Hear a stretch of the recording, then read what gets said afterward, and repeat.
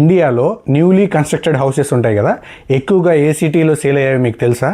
Shocking విషయం ఏంటంటే only 4 సిటీస్లో మాత్రమే 77% ఆఫ్ హౌసెస్ అయితే సేల్ అయ్యాయి.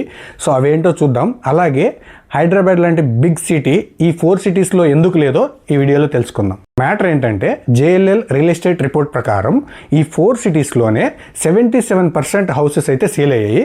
అవేంటంటే ఢిల్లీ, ముంబై, పూణే, అలాగే బెంగళూరు. సో ఈ 4 సిటీస్లో మాత్రమే ఎక్కువగా సేల్స్ ఉన్నాయి. ఆ సిటీస్లో ఎందుకు అంత డిమాండ్ ఉందో ఇప్పుడు చూద్దాం. ఫస్ట్ ఏంటంటే జాబ్స్.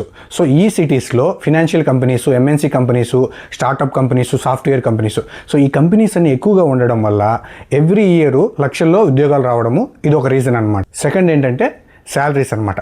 కొంచెం ఎక్కువగా శాలరీస్ వచ్చే వాళ్ళు ఏంటంటే రెంట్ ఇంట్లో ఉండడానికి ఇష్టపడరు. సో వాళ్ళు ఏంటంటే సొంత ఇల్లు కొనుక్కోవాలనే ఒక ఆలోచనతో సొంత ఇల్లు కొనుక్కుంటారు. సో ఇలా కూడా హౌస్ సేల్స్ అయితే పెరుగుతాయి. ఇది కూడా ఒక రీజన్. థర్డ్ వన్ ఏంటంటే ఇన్ఫ్రాస్ట్రక్చర్.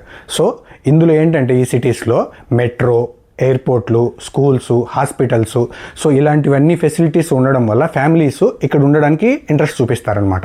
సో ఇది కూడా ఒక రీజన్. ఫోర్త్ వచ్చేసి ఇన్వెస్ట్మెంట్ పర్పస్ అనమాట.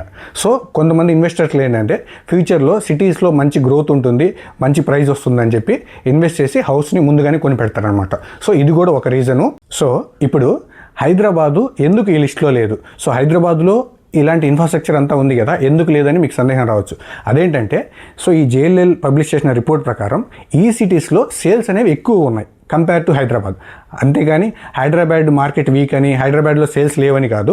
సో కంపేర్ చేసినప్పుడు ఈ 4 సిటీస్లో కొంచెం సేల్స్ అనేది ఎక్కువ ఉంది. సో అందుకే ఈ 4 సిటీస్ మాత్రమే లిస్ట్లో ఉన్నాయి. మీకు అవకాశం వస్తే ఈ సిటీస్లో మీరు ఇల్లు ఎక్కడ కొంటారో కామెంట్ చేయండి. అలాగే ఇలాంటి finance and investment related updates కోసం నా ఛానల్ సబ్స్క్రైబ్ చేసుకోండి. Thank you.